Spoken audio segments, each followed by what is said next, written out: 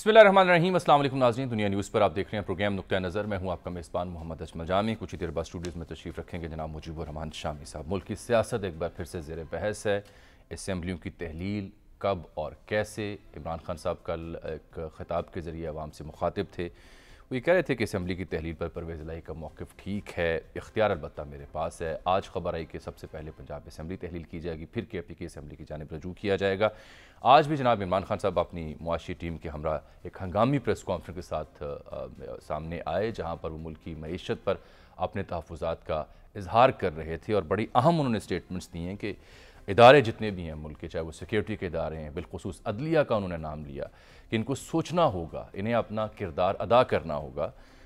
عدلیہ بھی جواب دہ ہوگی اگر ملک نیچے چلا گیا۔ وہ سمجھتے ہیں کہ معاشی صورتحال انتہائی تنزلی کا شکار ہے، اور اگر تباہی ہوئی تو اس کے ذمہ دار تمام یہ ادارے ہوں گے۔ انہوں نے اپنی گفتگو میں برملا ان الفاظ کا استعمال کیا، اور وہ سمجھتے ہیں کہ صرف انتخاب ہی واحد حل ہے۔ وہ سوال بھی پوچھتے ہیں کہ اگر انتخاب کے علاوہ کوئی حل ہے سیاسی استحکام کے لیے تو مجھے بتا دیں، کیونکہ جب تک انتخاب نہیں ہوگا ملک میں پولیٹیکل سٹیبلٹی نہیں آئے گی۔ اس سے پہلے ہم نے دیکھا کل بھی وہ مخاطب تھے اپنی ایک پریس کانفرنس کے ذریعے، اور آج جناب وزیر اعظم شہباز شریف صاحب اپنی قیادت کے ہمراہ وزیر خزانہ اور دیگر وزراء کے ہمراہ وہ بھی مخاطب ہوئے۔ ان سے بھی جو ملک کی سیاسی صورتحال ہے اس پر صحافیوں نے سوال پوچھے۔ جو بیک ڈور میں ڈائیلاگ ہوا اس پر انہوں نے بات کی کہ میری اجازت سے اسحاق ڈار صاحب صدر مملکت سے ملے تھے۔ وہ یہ کہتے ہیں کہ میں ملک کی خاطر ایک نہیں 100 قدم آگے بڑھنے کو تیار ہوں، لیکن خان صاحب پر وہ تنقید کرتے ہیں کہ یہ انا پرست ہیں، ان سے بات نہیں ہو رہی، کیونکہ یہ ملک کا نہیں سوچ رہے، ذات کا سوچ رہے ہیں۔ آج شہباز شریف صاحب نے عمران خان صاحب کو محسن کش کا لقب دیا ہے۔ سابق آرمی چیف کو یاد کرتے ہوئے ان سے منسوب ایک سوال پوچھا گیا تو انہوں نے کہا باجوہ صاحب آپ کے محسن تھے، آپ محسن کش نکلے ہیں۔ ڈیلی میل میں جو خبر چھپی وہ واپس ہوئی، ملک کی اقتصادی صورتحال پر انہوں نے کہا کہ ملک ڈیفالٹ نہیں ہوگا، اور سیاسی منظرنامے پر ان کی یہ پریس کانفرنس تھی۔ لیکن جو خلاصہ ان تمام پریس کانفرنسز کا یا پولیٹیکل انگیجمنٹ کا وہ یہی نکلتا ہے کہ پولیٹیکل ڈیڈ لاک جوں کا توں ہے، کوئی حل نہیں نکل پا رہا۔ خان صاحب اسمبلیاں تحلیل کرنے کا اعلان تو کر چکے، لیکن تاریخ کا تعین بھی نہیں ہو پا رہا، اس میں بھی تاخیر ہمیں دکھائی دیتی ہے۔ جو ڈائیلاگ تھا بیک ڈور کا وہ بھی حوصلہ افزا خبریں لے کر نہیں سامنے آ رہا، اور یہ بھی حقیقت ہے کہ اکانومی بدستور تنزلی کا شکار ہے۔ اس کا حل کیا ہے، اس بابت بھی جواب نہ حکومت دے پا رہی ہے اور نہ سیاسی جماعتیں دیگر دے پا رہی ہیں۔ اور اس سے زیادہ تشویشناک خبر پاک افغان سرحد سے ہمیں کل ملی، جب چمن بارڈر پر افغانستان کی جانب سے بلا اشتعال فائرنگ و گولہ باری ہوئی، 6 افراد شہید اور درجن سے زائد زخمی ہوئے۔ یہ بھی ایک کنسرن کا معاملہ ہے، اور پھر پاکستانی ٹیم تاریخی شکست سے دوچار ہوئی ہے ملتان میں۔ ان تمام موضوعات پر تفصیل سے غور کریں گے ایک بریک کے بعد۔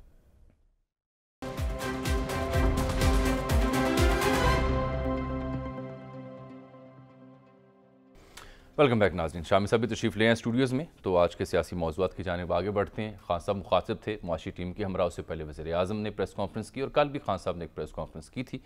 کل انہوں نے معیشت اور جلد انتخاب کے حوالے سے کیا کہا، ذرا وہ دیکھیے۔ شامی صاحب انہوں نے عمران خان صاحب نے جو اپنی معاشی ٹیم ہے اس کے ہمراہ ایک ہنگامی پریس کانفرنس کی ہے، اور کہہ رہے ہیں تنزلی کی شکار ہے ملک کی معیشت۔ آج انہوں نے کہا کہ سیکیورٹی ادارے جو ہیں، فوج کا ذکر کیا، عدلیہ کا آج انہوں نے ذکر کیا کہ عدلیہ کو بھی سوچنا ہوگا، اپنا کردار اس صورتحال میں ادا کرنا ہوگا، اور ورنہ عدلیہ بھی جواب دہ ہوگی۔ اور انہوں نے کہا جی آپ سب پھر تباہی کے ذمہ دار ہوں گے۔ تو پہلے تو اس نقطے سے بات شروع کرتے ہیں کہ عدلیہ کیا کردار ادا کر سکتی ہے، جو خان صاحب اداروں کو تو پکارتے ہیں، لیکن آج انہوں نے بات کی بڑی اہم تھی، وہ سوچنے سے تعلق رکھتی ہے نا، کہ عدلیہ کو کہہ رہے ہیں کہ وہ اپنا کردار ادا کریں صورتحال میں۔ دیکھیں، جو خان صاحب نے پریس کانفرنس کی ہے نا، ان کے معاشی ماہرین کی ٹیم کے ساتھ، جی ہاں، اس میں انہوں نے جو معاشی صورتحال ہے اس کی ابتری کی طرف اشارہ کیا ہے، تفصیل بیان کی ہے اس کی، اور ادھر وزیر اعظم نے بھی جی ہاں انہوں نے پریس کانفرنس کی ہے۔ ان کے ساتھ بھی ان کی معاشی ٹیم موجود تھی، جی اسحاق ڈار صاحب تھے، اسحاق ڈار صاحب تھے، احسن اقبال صاحب تھے۔ تو اب آپ یہ بتائیں کہ حالت تو تشویشناک ہے، اکانومی جو ہے نا، ہم یہ نہیں کہہ سکتے کہ بہت اچھے طریقے سے معاملہ آگے بڑھ رہا ہے، لیکن وزیر اعظم کہہ رہے تھے کہ انہوں نے ملک کو ڈیفالٹ جو ہے اس کے خطرے سے نکال لیا ہے، اور اسحاق ڈار صاحب نے کہا کہ خان صاحب کی یہ آرزو تو پوری ہوگی نہیں کبھی نا کہ ملک ڈیفالٹ کر جائے۔ اب خان صاحب اپنی جگہ تشویش کا اظہار کر رہے ہیں، اچھا اب علاج اس کا یہ ہے کہ الیکشن کرایا جائے. آج بھی انہوں نے کہا ہے. اچھا وہ یہ بھی چیلنج کرتے ہیں کہ اس کے علاوہ حال ملک میں معیشت کو بہتر کرنے کے لیے یا سیاست کو استحکام دینے کے لیے دوسرا حل ہے کسی کے پاس؟ تو مجھے بتائیں. پہلی بات یہ ہے کہ اس وقت جو معیشت کی کیفیت وہ بیان کر رہے ہیں، الیکشن آج ہوگا، الیکشن نگران حکومت بنے گی. نہیں obviously جب بھی ہوگا وقت تو لگے گا نا. وقت لگے گا. ہاں. اس میں اور غیر یقینی پیدا ہوگی اور معیشت کو نقصان پہنچے گا. تو یہ فوری حل تو نہیں ہے نا. بالآخر تو انتخاب تو ہونا ہے نا ملک میں، ہونا بھی چاہیے.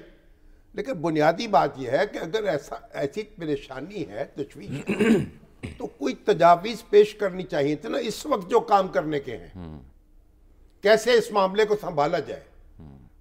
تو خان صاحب جو ہوتے، اگر میں تو ان کی جگہ ہوتا تو ایک غیر جانبدار جو معاشی ماہرین ہیں ان کی ایک ٹیم بنانے پر زور دیتا. سیاسی وابستگی سے بالاتر ہو کر جو ہمارے ماہرین ہیں معاشی، وہ بیٹھیں اور ایک روڈ میپ دیں، بتائیں کیا کرنا ہے، اقتصادی معاملات کو کیسے سنبھالنا. یہ تو ہو گئے سیاسی معاملات. ایک خبر بھی دیتا ہوں ایک خاص انداز میں کہ درد دل رکھنے والے کچھ حلقے جو ہیں وہ البتہ یہ کام کرنے والے ہیں کہ کچھ جو ماہرین ہیں معیشت کے، اکانومی کے، چیمبرز کے، ان سے مل کے کچھ صلاح مشورہ اکانومی کے اوپر کرنا چاہتے ہیں. اصل تو یہ ہے نا، اس وقت تو یہ مسئلہ ہے. اس میں بتائیں بھائی اب شارٹ ٹرم یہ کام کرنا چاہیے، لانگ ٹرم یہ کرنا چاہیے. حکومت بتائے، وہ بھی اعتماد میں لے لے. حکومت تو بڑی یعنی پر اعتماد ہے نا. وزیر خزانہ بھی، وزیر اعظم بھی، وہ کہہ رہے ہیں نہیں ہم نے معاملات کو سنبھال لیا ہے اور مزید سنبھال لیں گے. خان صاحب یہ کہتے ہیں کہ نہیں یہ معاملات تو ہاتھ سے نکل گئے. تو بھائی یہ رولا ڈالنے سے، ہنگامہ کرنے سے، دہائی دینے سے تو مزید خرابی پیدا ہوگی. بے یقینی جو ہے اس سے تو مزید معاشی ابتری پیدا ہوگی. تو بنیادی بات یہ ہے یا پھر دعوت دیتے مذاکرات کی خان صاحب کو، وہ خان صاحب ان کو دیں. بھئی آج تو وزیر اعظم نے بھی کافی سخت الفاظ استعمال کیے. میں اسی جانب آ رہا تھا. اصل مدعا ہمارا تھا بھی یہ کہ دونوں کی اگر ہم گفتگو سنیں یا ان سے ملیں تو ڈیڈ لاک کی اسی کیفیت واضح ہوتی دکھائی دیتی ہے، ڈسپائٹ دی فیکٹ کہ کافی ایفرٹس ہوئی ہیں. وہ جو آپ نے ذکر کیا وزیر اعظم نے، آج سینئر صحافی ہیں ہمارے ایکسپریس نیوز کے خالد صاحب، انہوں نے سوال کیا تھا، ان سے دیکھیے کیا کہتے ہیں. یہ شامی صاحب آپ نے ان کا بیان اور زبان اور لب و لہجہ سن لیا. مجھے کیوں لگتا ہے کہ کسی حد تک فرسٹریشن کا شکار ہے سرکار؟ دیکھیں جو لیکن کے بعد لیکن لگا کے جو انہوں نے گفتگو کی ہے، انہوں نے کہا کہ ہم 100 قدم بھی بڑھنے کو تیار ہیں. لیکن کاش یہ وہ لیکن نہ لگاتے. دیکھیں کاش یہ لیکن نہ لگتا یہ. اور اس کے بعد جو کچھ کہا ہے انہوں نے نہ کہتے. دیکھیں ان کی جو رائے جو بھی ہو، ظاہر ہے کہ عمران خان صاحب سے ان کے کچھ تعلقات تو دنیا واقف ہے، اور عمران خان صاحب نے ان کو زچ کرنے کا کوئی موقع ہاتھ سے جانے نہیں دیا. اور وہ ظاہر ہے ان پہ غم و غصے کا اظہار کرنے کا وہ بھی کوئی موقع ہاتھ سے جانے کیوں دیں گے. لیکن اس ماحول میں جس میں گفتگو ہو رہی ہے، وزیر اعظم ہے نا، وہ لیکن کے بعد کے الفاظ استعمال نہ کرتے.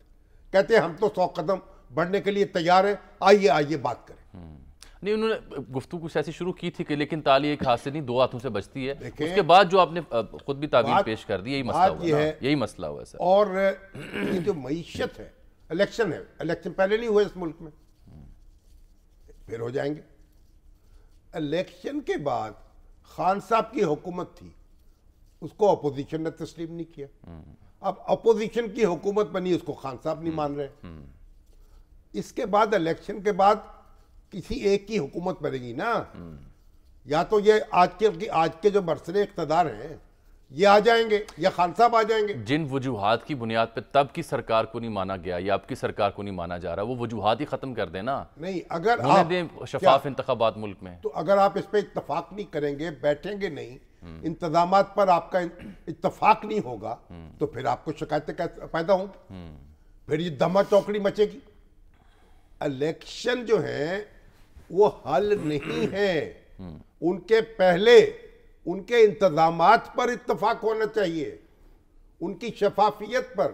اچھا پھر اب اس سب میں جب کہ ڈائلاگ بھی سکسیسفل نہیں ہو پا رہے, اسمبلیاں بھی تحلیل جو کرنا چاہ رہے ہیں خان صاحب, اس میں بھی وقت لگ رہا ہے, کہہ رہے ہیں پرویز لائی صاحب کا موقف اپنی جگہ ہے, درست بھی ہے شاید, اور لیکن جب اختیار میرے پاس ہے اس سب میں, وہ کل اور آج بالخصوص ایک اور نقطہ جو میں آپ کے سامنے رکھنا چاہ رہا ہوں, وہ اداروں کو مخاطب کر رہے ہیں, سیکیورٹی اداروں کو مخاطب کر رہے ہیں, انتظامیہ کو مخاطب کر رہے ہیں, آج عدلیہ کو مخاطب کر رہے ہیں, وہ کہہ رہے ہیں خدا کا واسطہ اس ملک کا سوچیں. وہ کریں کیا ادارے جو مجھے یوں لگتا ہے جیسے خان صاحب یہ کہہ رہے ہیں کہ چونکہ یہ تو ماننے کو تیار نہیں ہے تو آپ آ کے بیچ میں عدلیہ جو ہے تاریخ لے دیں, مجبور کریں انہیں کہ یہ عدلیہ کیسے حکم دے سکتی ہے یہ اہم سوال آپ کا, کہ آپ الیکشن کی تاریخ دیں.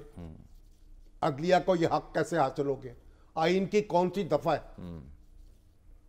آپ اور جو سیکورٹی ادارے ہیں, جو ہماری افواج پاکستان ہے, وہ کیسے یہ بات کہہ سکتے؟ جبکہ وہ برملا اب کہہ رہے ہیں کہ ہم نے غیر سیاسی رہنا ہے. خان صاحب کی بات ایک بنیادی بات خان صاحب نہیں سمجھ رہے. ہر ایک سے مخاطب ہو رہے ہیں, وہ اپنے سیاسی حریفوں سے مخاطب نہیں ہو رہے.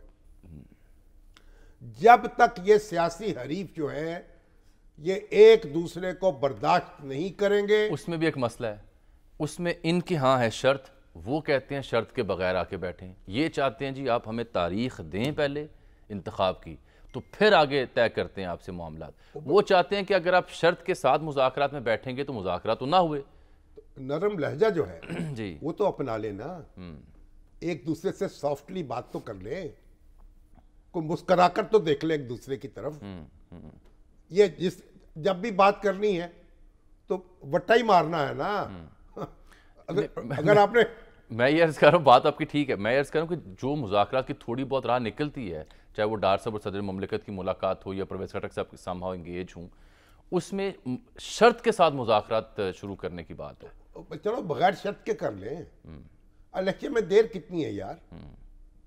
آپ دیکھیں نا 8 مہینے الیکشن تو ہونے ہی ہونے ہیں, تو یہ 2 مہینے کے لیے 3 مہینے کے لیے اتنا ہنگامہ کیا ہے؟ حکومت 2-3 مہینے میں کیا بھاڑ جھونک لے گی؟ اور یہ 2-3 مہینے اگر کم کرا لیں گے تو کیا کر لیں گے؟ اسی وجہ سے جو اسمبلیاں تحلیل کرنے کا معاملہ ہے نا, اس میں بھی تاخیر آ رہی ہے. ایک تو پرویز لائی صاحب نے 2 نقطے سمجھائے ہوئے ہیں, وہ خود بھی خان صاحب یہ بات مان رہے ہیں, دیکھیے کیا کہتے ہیں. موقف ان کا درست ہے, اختیارات میرے پاس ہیں اور اسمبلی میں تحلیل کر دوں گا. بات یہ ہے بھائی, الیکشن کمیشن ان کو پسند نہیں ہے. ہر تقریر میں چیف الیکشن کمشنر پر حملہ آور ہوتے ہیں. یہ بھی ایک نقطہ نے بتایا گیا پرویز لائی صاحب کی جانب سے کہ اگر ابھی آپ نے اسمبلی تحلیل کر دی تو اسی الیکشن کمیشن نے نگران سیٹ اپ بنانا ہے, الیکشن کمیشن جس سے آپ راضی نہیں ہیں. دنیا کی کوئی طاقت ختم نہیں کر سکتی. الیکشن کمشنر کا استعفیٰ کیسے لے سکتے ہیں آپ؟ الیکشن کمیشن کو گھر کیسے بھیج سکتے ہیں؟ اس کے لیے سپریم جوڈیشل کونسل جانا پڑے گا. سپریم جوڈیشل کونسل میں انہوں نے ریفرنس دائر کیا ہے نا, لیکن دیکھیں کب سماعت ہوگی اس کی. اور بات یہ, اگر آپ نے کوئی ایسی تبدیلی کرنی ہے جو آئین میں ترمیم کا تقاضا کرتی ہو تو پھر آپ آئے اسمبلی میں بیٹھیں دوبارہ, اپوزیشن اور گورنمنٹ دونوں ملے. آج ایک سماعت کے دوران بھی معزز سپریم کورٹ جج صاحب نے بھی یہ بات کی ہے اور واپسی کی, اسمبلی میں واپس آئیں. اور پھر چیئرمین سینیٹ صادق سنجرانی صاحب نے بھی کہا ہے کہ جناب واپس آئیں. واپس بات یہ ہے, آپ نے سرا ڈھونڈنا ہے نا. فلسفی کو بحث کے اندر خدا ملتا نہیں, ڈور کو سلجھا رہا ہے اور سرا ملتا نہیں. چلے سرا ڈھونڈتے ہیں ایک بریک کے بعد, بالخصوص 2 اہم معاملات کے ساتھ. ایک تو یہاں بیٹھی جو قیادت نون لیگ کی, وہ بھی طے کریں کہ نواز شریف صاحب وطن واپس آیا چاہتے ہیں. لندن سے اظہر جاوید صاحب ہمیں پچھلے چند ہفتوں سے مسلسل لگا رکھے ہوئے ہیں کہ فیصلہ تقریباً ہو گیا, چند دنوں بعد واپس آ رہے ہیں. اسلام آباد ہائی کورٹ میں اپیل بھی کریں گے اپنی سزا کے خلاف. تو یہ خبر کیا ہے, کب تک نواز شریف صاحب آئیں گے اور کیا واقعی الیکشن کا ماحول بن رہا ہے اس لیے وہ آ رہے ہیں؟ اور پھر جو چمن بارڈر پر جو افسوسناک واقعہ پیش ہے اس پر بھی بات ہوگی بریک کے بعد.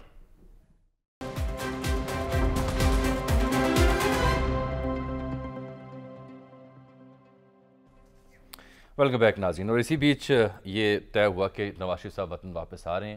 پہلے میں نے بریک سے پہلے عرض کی کہ اظہر جاوید صاحب ہمیں ایک عرصے سے خبر دے رہے ہیں کہ تقریباً معاملہ طے ہو چکے, واپسی ان کی ہوا چاہتی ہے, لیکن اس سے پہلے انہیں کئی مراحل سے بھی گزرنا پڑے گا. اسلام آباد ہائی کورٹ بھی جانا پڑے گا, سزا کے خلاف اپیل کرنا پڑے گی. یہ تو قانونی پروسیسز ہیں، لیکن سیاسی طور پر کیا طے ہوا؟ سر لندن لیے جا رہا ہوں میں آپ کو. یعنی لاہور کی خبر ہاں جی، لندن سے آ رہی ہے، وجہ یہ ہے کہ نواز شریف صاحب لندن میں ہیں. مگر جو بلانے والے ہیں شہباز شریف صاحب، ہاں جی، وہ لاہور میں وہ اسلام آباد میں یا اسلام آباد میں، یا لاہور میں بالکل ہے. تو میٹنگ جہاں انہوں نے پریزائڈ کی ہے، جی آج خبر دے رہے ہیں اظہر جاوید صاحب. اظہر صاحب تو اس ملاقات سے پہلے کی خبر دے رہے ہیں نا، کیونکہ جس شخص نے آنا ہے وہ لندن میں ہے نا، تو وہ تیار ہوگا تو یہ یہاں سے کچھ انتظامات کریں گے نا. ٹھیک ہے تو اظہر صاحب السلام علیکم. جی وعلیکم السلام. سب سے جناب فیصلہ ہو گیا پھر؟ شامی صاحب فیصلہ تو ہوا ہے. آپ کو پتہ ہے کہ جو سیاسی ٹائمنگ ہوتی ہے وہ سب سے اہم ہوتی ہے. جو 29 نومبر کی تعیناتی تھی وہ بہت ساری چیزیں اس پہ رکی ہوئی تھیں، آپ زیادہ باخبر ہیں اس پہ، اور بہت سارے پاکستانی سیاست کا جو اگلا فیز ہے 29 نومبر کے بعد شروع ہوا ہے. اور جو یقین دہانی جنرل باجوہ صاحب نے جاتے جاتے کروائی تھی کہ ہم نیوٹرل ہیں، اب کسی قسم کی کوئی مداخلت نہیں ہوگی، اور اب میاں محمد نواز شریف کو بھی یقین تقریباً آ گیا ہے کہ معاملات کافی حد تک جو ہیں وہ نیوٹرلٹی کی طرف چلے گئے ہیں. تو نواز شریف صاحب آنے کا فیصلہ کیے ہوئے تھے. اب بھی جو معاملات ہیں سمجھ لیں کہ انہوں نے پیکنگ اپنی شروع کر دی ہے. نواز شریف صاحب نے جو آخری معاملات ہیں وہ طے ہو رہے ہیں. جمعے والے دن میری ان سے تفصیلی ملاقات ہوئی تھی تقریباً 2 سے 2.5 گھنٹے، پھر ہم نے کوئی 10 منٹ ان سے بات بھی کی تھی آن ریکارڈ، جس میں آپ نے جو لب و لہجہ شہباز شریف صاحب کا تھا تقریباً وہی لب و لہجہ نواز شریف صاحب کا بھی تھا اس جو گفتگو میں تھا عمران خان صاحب کے حوالے سے. اور انہوں نے اپنے اوپر جو ظلم ہوئے ان کے بقول، جو ان کے ساتھ معاملات رکھے گئے پاناما میں، اس کے بعد اس پہ بارے میں بات کی. اور اب جو ٹائمنگ مجھے لگتا ہے کہ اس سال شاید نہ ہو، جنوری یا فیبروری میں، کیونکہ ان کے آنے کو ایک مسلم لیگ نون اپنی پارٹی کا ریوائول کے طور پر دیکھنا چاہ رہی ہے. بھرپور سیاسی شو لگایا جائے گا، پورے جو پنجاب ہے پاکستان کے مختلف شہروں سے لوگوں کو اکٹھا کرنے کی کوشش کی جائے گی. انہیں ایئرپورٹ سے میری جو اطلاعات ہے اسلام آباد لینڈ کرنے کے بعد انہیں لاہور لایا جائے گا، اور ایک پورے کا پورا جی ٹی روڈ کا شو دوبارہ لگے گا. یہاں پر پارٹی رہنماؤں کی طرف سے بھی جو فیڈ بیک ان کو دیا جا رہا ہے کہ اگر تو سیاسی میدان میں مقابلہ کرنا ہے تو نواز شریف صاحب کو واپس آ کے پارٹی کو ہیڈ کرنا ہوگا، کیونکہ عملاً اس وقت مسلم لیگ نون جسے کہہ سکتے ہیں کہ بالکل ہی ڈیڈ پارٹی ہوئی. اچھا یہ شاید یہی وجہ ہے اظہر صاحب اور شامی صاحب کہ یہ جو ورکرز کنونشنز ہیں ان کا اہتمام کیا جا رہا ہے دیگر شہروں میں، سیالکوٹ اور پنڈی بھی ہوئے، خواجہ صاحب وہاں مخاطب ہوئے تھے، چھوٹے چھوٹے کنونشن کیے جا رہے ہیں. اچھی بات ہے، سیاسی جماعتوں کو ایکٹیویٹی کرنی چاہیے، مگر کوئی حفاظتی بیل کی بھی ضرورت ہوگی ان کو. بالکل، دیکھیں 2 ٹیسٹرز انہوں نے چلا لیے نا. ایک اسحاق ڈار صاحب آئے آپ کے سامنے، انہوں نے بھی جو پھر عدالت میں بیل پیش ہو ہو گئے، پھر سلمان آ گئے، سلمان آ گئے، اور اب اگلے مرحلے میں میرا خیال ہے عمران علی یوسف صاحب بھی آ رہے ہیں جو داماد ہیں شہباز شریف صاحب کے. اس کے بعد ان کا جو یہ ان کے جب اسی پہ بات بھی ہوئی تو ان کو کہنا تھا کہ جو مریم نواز صاحبہ کی جو ایکویٹل ہوئی ہے اس میں سے 6 میں سے 5 پوائنٹ نواز شریف صاحب سے ریلیٹڈ تھے، اور وہ بہت ہوپ فل ہے. جو ان کو لیگل ٹیم کی طرف سے بریفنگ دی گئی ہے کہ جو ان کی اپیل ہے وہ منظور ہو جائے گی اور ان کی سزا ختم ہو جائے گی. نہیں تو پھر اپیل کے لیے جا رہے ہیں کورٹ میں، کب تک جا رہے ہیں، وہاں کیا طے ہوا؟ اپیل تو وہاں موجود ہے نا، سماعت اس کی ہونی ہے، اس کی سنوائی کے لیے، جلد سنوائی کے لیے. میری جو اطلاعات ہیں وہ یہ ہے کہ وکلا جو ہیں انہوں نے وہ تیار کر لی ہے، اور اگلے اسی جمعے تک امید ہے کہ یہ معاملات جو ہیں باقاعدہ کورٹ سے رجوع کر لیا جائے گا. اور اس کے بعد جب وہ آئیں گے اسی طرح ان کو حفاظتی بیل یا ان کو سرنڈر کرنے کا موقع دیا جائے گا عدالت کی طرف سے، جس کے بعد نواز شریف صاحب سرنڈر کریں گے اور پھر اپنی اپیل لڑیں گے. نواز شریف صاحب کی یہاں سے اگر آپ یہ کہہ رہے ہیں کہ یہ اگلے سال جنوری یا فروری میں ان کی واپسی ہوگی اور بھرپور طریقے سے نون لیگ ان کی واپسی چاہ رہی ہے پارٹی کے ریوائول کے لیے، تو شامی صاحب اور رضا صاحب اس سے پھر یہ مراد بھی سمجھیں کہ اگر وہ جنوری فروری میں آ رہے ہیں تو اس کا مطلب ہے پھر انتخاب بھی نزدیک آیا چاہتے ہیں اس لیے وہ آ رہے ہیں؟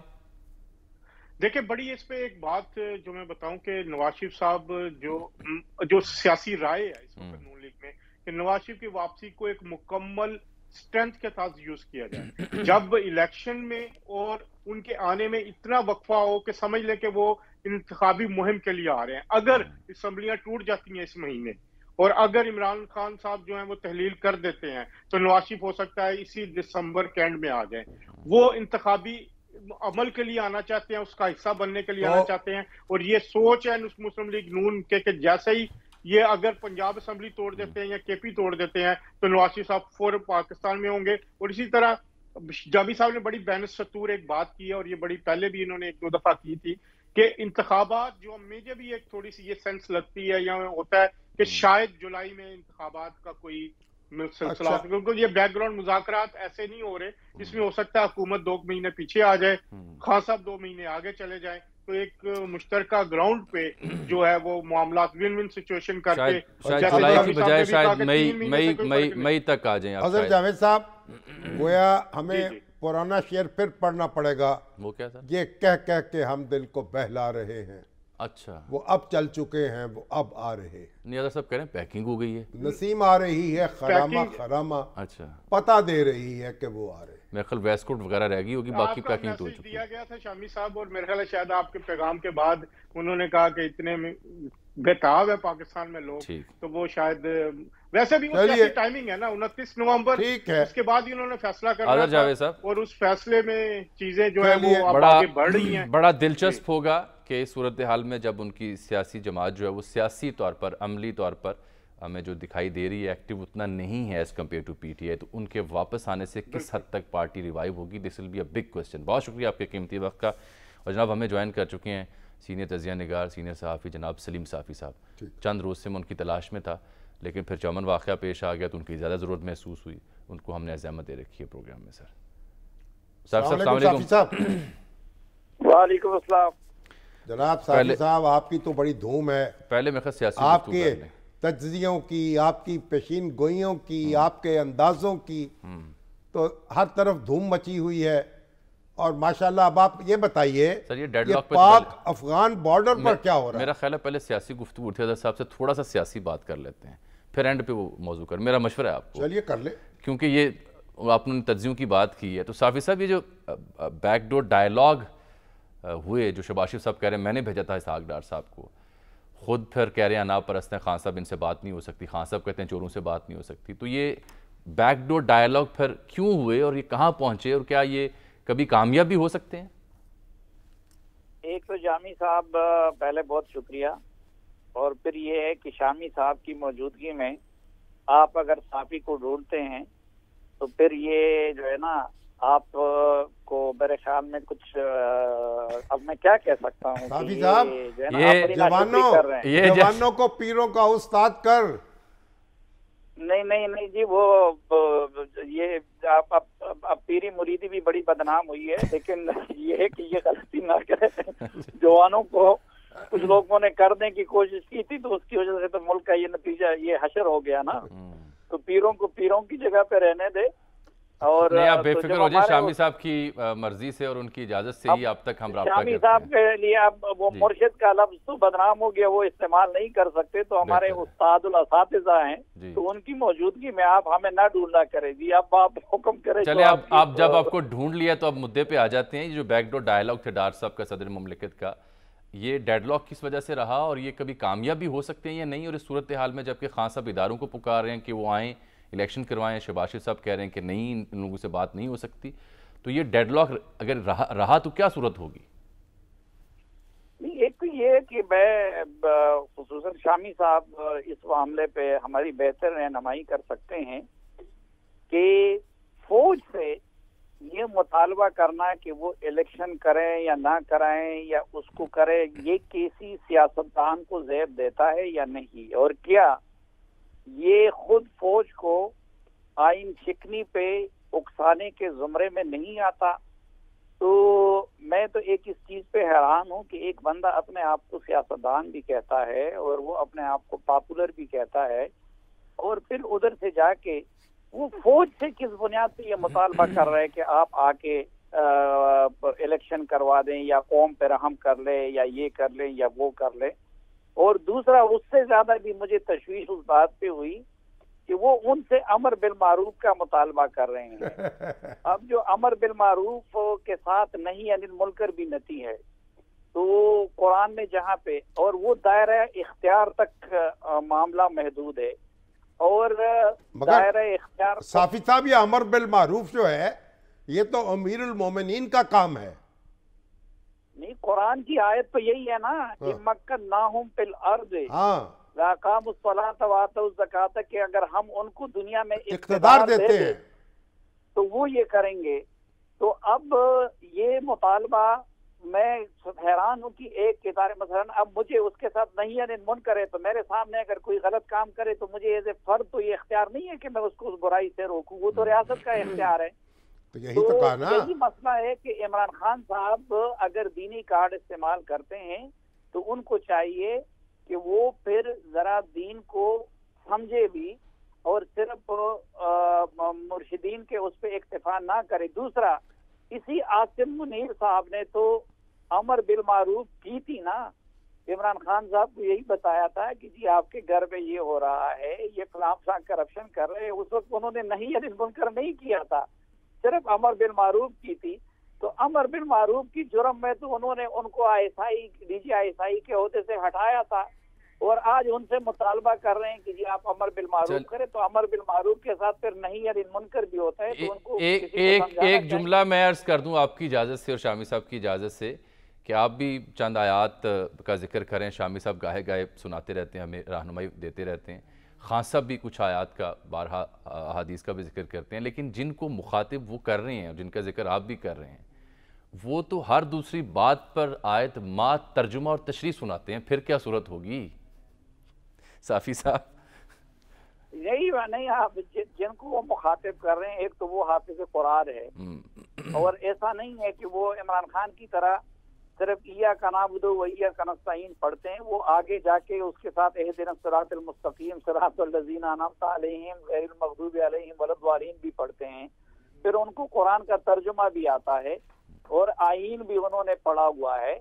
तो मेरे ख्याल में ये वो गलत जगह से मुतालबा कर रहे हैं और गलत अंदाज में मुतालबा कर रहे हैं, क्योंकि कुरान का अमर बिल मारूफ और नही अनिल मुनकर का जो मुतालबा है वो शामी साहब एक लम्हे के लिए अमीरुल मोमिनीन से है। एक लम्हे के लिए मुतालबा जो है वो सिपा सालार से नहीं हो सकता, वो अमीरुल मोमिनीन से हो सकता है। बिल्कुल। अच्छा साफ़ी साहब, एक लम्हे के लिए मेरे साथ ही जुड़े रहिएगा। छोटी सी एक मुख्तसर ब्रेक है, फिर चमन वाली सूरत हाल पर बिलखुसूस आपसे बात करनी है, साथ रहिएगा।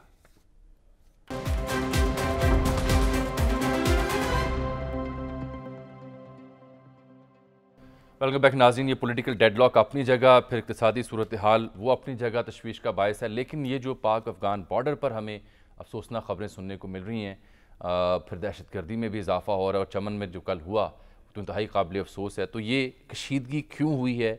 अफ़गान हुक्काम क्या चाह रहे हैं? पाकिस्तान सरकार क्या कर रही है? साफ़ी साहब इन मामलात के एक्सपर्ट हैं, उनसे इसलिए ज़हमत दी थी, उन्हें रोका था।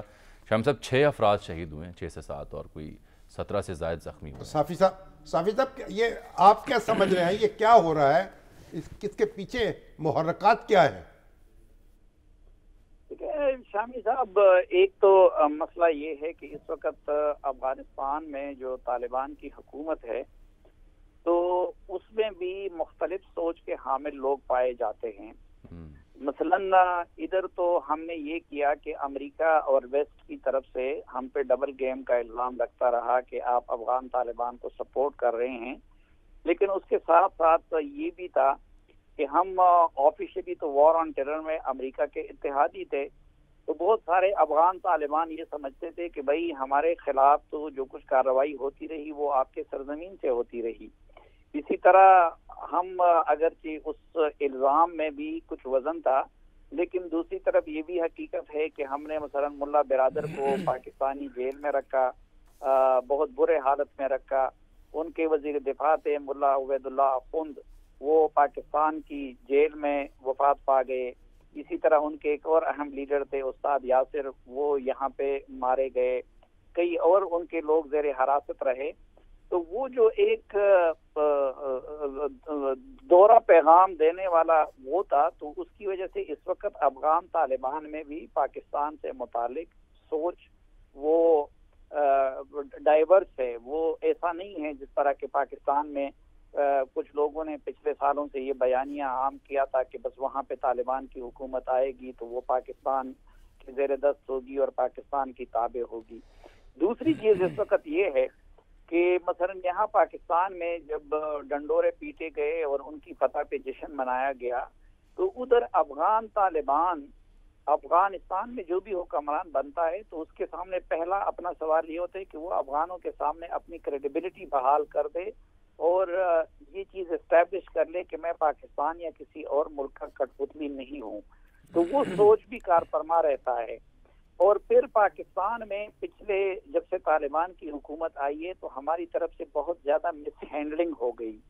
मिस हैंडलिंग जब यहाँ के वजीर आजम ने उनकी फतह का जश्न मनाया और कहा गुलामी की जंजीरें तोड़ दी, और दूसरी तरफ प्रैक्टिकल एंगेजमेंट, वो आपने देखा होगा कि चलो इमरान खान की हुकूमत को तो जाने दे, मौजूदा बिलावल साहब पूरी दुनिया में घूमे फिरे लेकिन आज तक उन्होंने काबुल का दौरा नहीं किया। वही एक सादिक खान साहब जो है वो डील करते रहते हैं और फायर फाइटिंग करते रहते हैं। मगर हिना रब्बानी घर तो गई है ना, अभी हिना रब्बानी घर साहब गई हैं, लेकिन इस हुकूमत को कितना अरसा हो गया और वो तशरीफ ले गई हैं। फिर ये बहुत सारे प्रॉब्लम्स हैं जिसका पाकिस्तानी मीडिया या पाकिस्तानी सियासत में जिक्र नहीं होता। और साफी साहब ये भरपूर इंगेजमेंट से ही कुछ सूरत हाल बेहतर हो सकती है अगर हुई तो? देखिए, अब जाहिर बात है कि माजी में जो कुछ हुआ वो तो हुआ। अफगान तालिबान की अब वहाँ पे हुकूमत बन गई। चलिए, हम बहुत बहुत शुक्रिया जनाब सलीम साफी साहब, आपने कीमती वक्त दिया। नाज़रीन, आज के प्रोग्राम में इतना ही। आपसे मुलाकात होगी कल, तब तक के लिए अल्लाह हाफ़िज़।